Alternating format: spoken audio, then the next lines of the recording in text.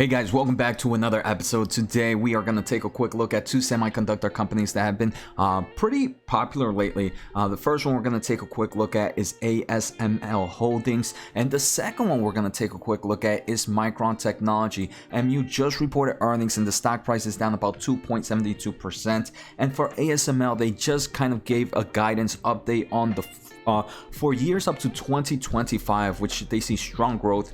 So I'm going to take a quick look at both these companies. If this is your first time here, guys, make sure to hit the thumbs up, make sure to hit the subscribe button, and make sure to check out the pinned comment for 10 free stock ideas. So let's get started. All right, so for those that are not familiar with ASML Holdings, this is a very popular stock lately, especially right now with the semiconductor shortage. So ASML, they create kind of machines or products that help the manufacturing process of chips. So pretty much it doesn't matter who is the best chip maker, ASML is one way or another involved with them. So we can see right now the stock price is down about 0.20%. I do believe the market is still being quite red today compared to how it was yesterday, but we can see from its 52-week high, this stock is down about 12.4%. This is one that we've seen in the past year has done amazing, 108% to investors. But we're going to see even at these levels, ASML is actually doing strong buyback programs. And the most recent news about ASML, which I thought would have driven a little bit more in the stock price, is ASML, I believe yesterday, when was this? September 29th of 2021. So actually today, but I guess it might be yesterday depending on the actual time changes. This is a European-based company, but they believe that they're increasing their annual revenue in 2025 approximately somewhere between 24 billion euros to 30 billion euros. So this is a huge increase compared to where they were previously guided, and they expect 2025 margins to be 54 to 56%. They also expect annual revenue growth rate to be around 11% between 2020 to 2030. So this is a company that many people are excited about for the growth rate that they've seen right now due to the overall shortage. And the ASML is kind of coming out to investors and saying, hey, Jose, or hey, investors, we're actually expected to grow even more throughout the years. It's not a one-time thing. The other thing they mentioned is they expect to continue to return significant amount of cash to their shareholders through a combination of growing dividends and share buybacks. So ASML does have a form of dividends, and they're also doing a nice buyback program. Do you want 10 free stock picks right now? Well, if you do, let's take a quick listen to today's sponsor, a great reason why I'm able to provide so much content to you guys for free. I want to thank The Motley Fool for sponsoring this video. Motley Fool is a company that provides investing insight and stock recommendations for investors of all skill sets and risk levels. You all know how much I love researching new stocks and trying to find the next best investment. So I'm proud to partner with The Motley Fool to bring you 10 free stock picks from their popular product, Stock Advisor. Stock Advisor has beat the market by more than 4x. Go to fool.com/Jose to get your free 10 stock picks now. So here, if you actually go to their website, I think it's Asml Buyback program, they kind of show you all the buybacks that they've done on September. And they've done quite a bit. It seems like they're buying in bulks of about 54,000 shares. And here the average price shows about 719. The most recent that they have updated was September 24th with 742. But these prices are actually in euros. So if we kind of convert those prices, 742 euros are actually 864 US dollars. Right now, ASML is trading at $776, right? After the current days today. So ASML is buying their shares. They probably believe it's a bit undervalued compared to the growth that they are. They have already paid over almost $100 compared to where they paid a few days ago, right? The stock price we can see has dropped over $105 in the past 5 days. So ASML is buying strong, and I do believe with prices kind of decreasing, we're gonna see updates on these kind of price transactions that they're doing with their buyback program. One thing I did kind of find weird is even though they did increase their overall revenue guidance, the stock price didn't really jump up much. It could be a mixture of how the market is acting, but I do believe that this kind of price target increase kind of met the expectations that analysts projected. Analysts originally had projected about 28.5 billion euros. That new projection that they gave is kind of in line with that projection. So I guess analysts were already kind of giving the benefit of the doubt to ASML. ASML was being a little bit more conservative. Now they came out. In the other hands, these values can probably still be conservative, so one can expect maybe even a beat, which can kind of help out the overall stocks. I am not in ASML, but I am super bullish in the semiconductor industry.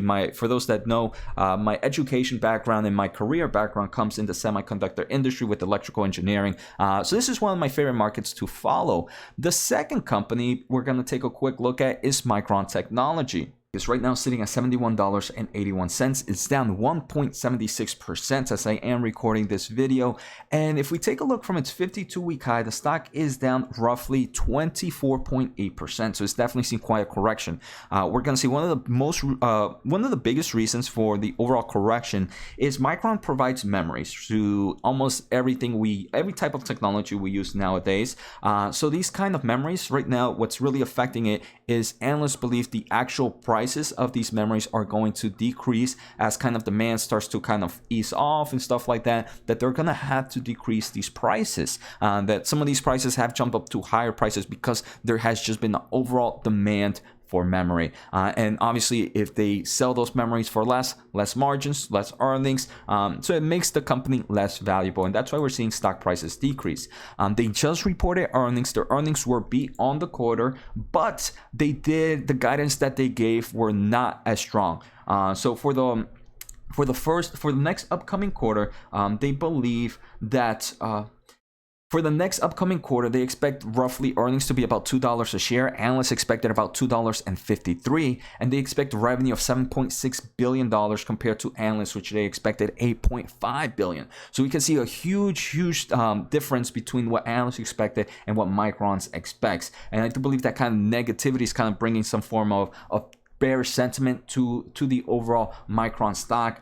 If we take a quick look though, Micron is also saying that they expect they are seeing shortage in supplies. So it's not shortage on their end. They warned that shipments for its memory chips were set to dip in the near term as its customers making personal computers face shortage of other parts, right? So we have a lot of OEMs that make laptops, that make PC builds, but unfortunately, memory is ready to go. The memory from Micron is ready to go, but the other components are not ready. Maybe it could be a CPU, maybe it could be a GPU, maybe it could be a motherboard. Whatever part of the other computer is still experiencing heavy supply and demand issues, that is kind of creating a backlog, and this is right. If you own a company, you're not going to over order in memory if you can't build your computers. You're going to order the proper amount where you can build as many computers as you want. So they believe that the PC customers are likely to be resolved in the coming months. But this is another reason why their guidance for quarter one is being a bit weak.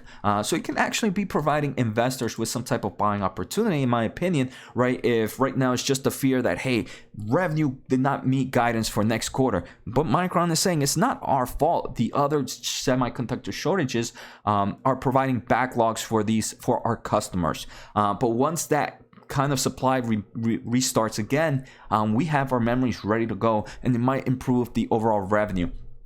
So I think both bulls and bears can see both sides of the story. I do enjoy taking a look at Micron's earnings because they do give a great insight of the overall market. Data center, for example, grew revenue quarter over quarter and year over year, fueled by secular drivers in cloud demand. You guys know I'm huge in semiconductor stocks. My top two stocks are in the semiconductor industry. So seeing data center revenue grew quarter over quarter, that means that those other two companies that I'm in most likely are going to see some type of growth. PC still growing. Graphics revenue grew quarter over quarter and year over year. Again, that shows strong strength on some of the companies I'm invested in.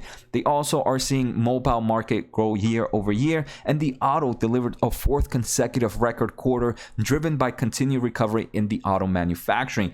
So most of my companies, I believe, at least three of my top 5 stocks are either in PC, graphics, or in the automobile market.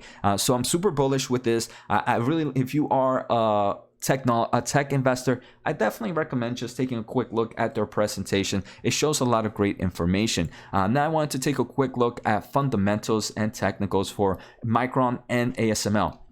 Micron's in forms of fundamentals. EV to EBITDA forward ratio right now is sitting at one of its lowest levels, which could be providing investors with some form of buying opportunity. The stock price has pulled back. Obviously, there's risk of the prices of memory kind of going down. ASML, even with this drop, sitting at EV to EBITDA of about 38.88. This still seems a little bit high compared to where it's been in the past. So for me, for ASML, this is more of a dollar cost averaging, even though it's kind of bullish to seeing them doing a lot of buybacks on their shares at even higher prices. So even ASML, like we saw, believes the stock price is still very, very attractive.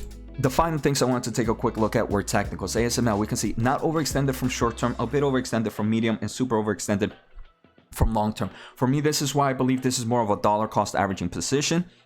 If one is bullish in this market, for me, it's not a time to go in super heavy. Micron, on the other hand, is not as much as overextensions as ASML, but this one has that risk behind it with the overall memory prices, right? But right now, I do believe Micron is sitting at attractive levels, and if there's this continued fear about this upcoming quarter, even though they say it's not really their fault, it's pretty much just the other shortage in the other components. I believe when things are back to normal, those PC users or customers are going to need to purchase a lot of memory.